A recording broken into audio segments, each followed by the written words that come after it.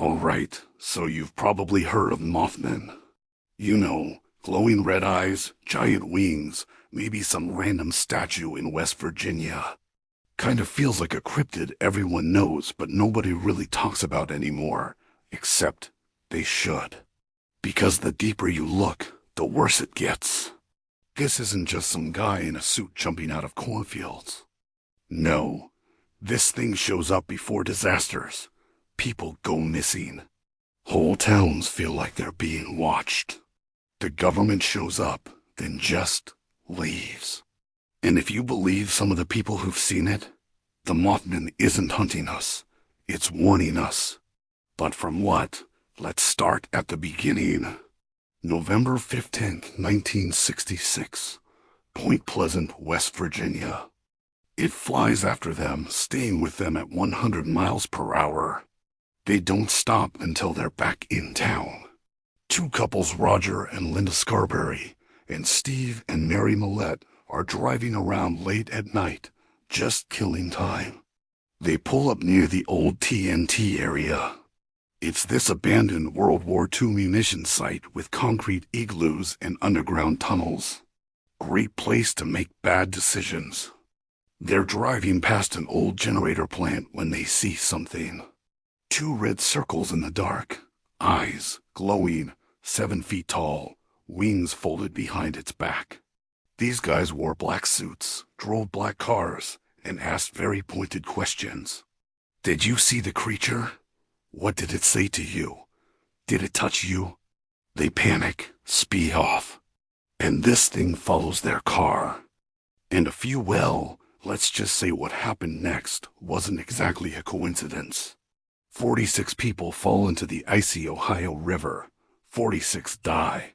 No warning, no explanation. At least, that's what officials said. Now, most people would laugh that off. But these 4 didn't go to the papers, they went straight to the police. And they weren't the only ones. Over the next year, over 100 separate reports come out of Point Pleasant. Giant winged creature, glowing red eyes, terrible screech. Dog carcasses found with their heads twisted around, electronics failing, and worse than anything, people reporting pure, overwhelming terror, like something watching them from the dark. But here's where it starts to spiral. Because the Mothman wasn't the only weird thing showing up in Point Pleasant. People started getting phone calls at night. Long silence on the other end, sometimes static. Sometimes a robotic voice repeating their name. And then the men in black showed up. Not like the movie. Then they'd say things like, "That never happened. Forget it. For your own good." And people did. Some who saw the Mothman refused to talk about it ever again. Others went missing. December 15th, 1967. The Silver Bridge collapses during rush hour. But witnesses swear they saw the Mothman perched on top of the bridge just days before it fell. Sitting there, watching, waiting. Some said he was trying to warn people. Others think he caused it. And after the bridge fell, the Mothman was gone. Just like that. But Point Pleasant didn't go back to normal. It never went back to normal. Because the people who lived there, who saw this thing, knew it wasn't over. You don't just go back to mowing your lawn after you've seen a 7-foot wing being chase your car and scream through your window at night. Some locals think the TNT area was never really shut down. That something else was stored down there. Chemicals, maybe. Or something not entirely human. There's rumors that the tunnels go deeper than they're supposed to. That there are chambers nobody mapped. That something was being experimented on. And that it escaped. Now, that's the classic story. But here's what most people don't know. Point Pleasant wasn't the first place the Mothman showed up. And it definitely wasn't the last. Over the next few weeks, children began disappearing. Then, the Shaoshan train station exploded, killing more than 300 people. In 1926, over in southeastern China, villagers in Shaoshan reported a flying humanoid with massive wings and glowing red eyes. The descriptions match the Point Pleasant creature exactly. And then there's Chernobyl. Multiple workers reported seeing a winged creature perched on the reactor weeks before the meltdown in 1986. Red eyes, screeching. Photos exist, but they're blurry. Of course they're blurry.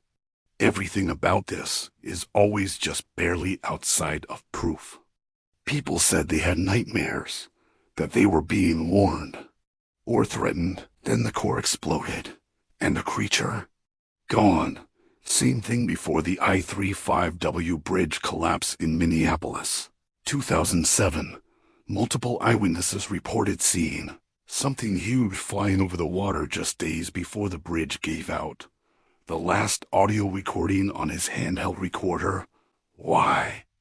Maybe because if we ever got a clear look at it, we'd understand too much. Their tents were found torn open from the inside. No tracks, no blood, no bodies. And then there's the disappearances. Not broken, bent. You don't hear about these in the news. But if you dig, if you really dig, the stories are there. A Boy Scout troop went missing in 1981 near Lake Michigan after reporting a giant bird man circling their camp the night before. It happened in 2011. 3 amateur spelunkers decided to explore a collapsed mine shaft in rural Pennsylvania. They brought cameras. They were live streaming. Just a trail of dead deer, completely drained of blood. In 1993, a radio tower technician in Montana went missing while servicing a broadcast relay in the mountains. A burst of static, then a loud screech, then silence.